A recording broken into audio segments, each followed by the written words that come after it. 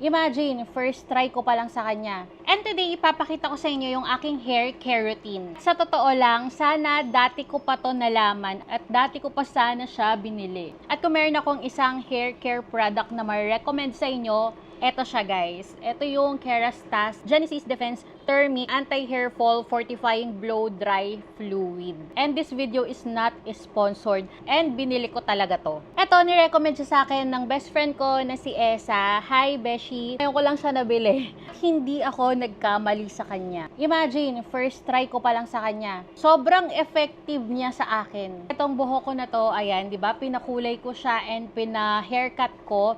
Napapansin ko na medyo nagda-dry na siya, hindi na siya katulad nung una ko na paggawa dito sa buhok ko. Hindi ko na ma-feel yung parang pagka-smooth niya.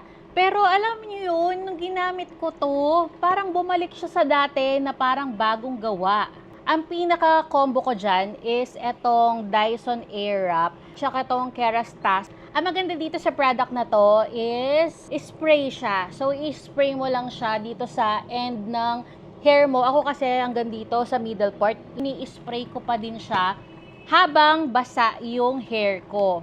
Hindi yung basang-basa guys, yung parang damp lang na parang wet pa. So, doon mo siya gagamitin and then i-blow dry mo siya. Nagsuklay lang ako. Ayan o. Nabuhay niya yung mga strands ng hair ko. Nung hindi ko pa ginagamit to, kapag hindi ako nagsusuklay, talagang, alam mo yung matigas siyang ganun. Ito, kahit kamay ko lang yung gamitin ko, talagang very smooth niyang iganyan. Ayan, no? Hindi ko na kailangan ng suklay. So, ayun lang guys, and follow me for more. Bye!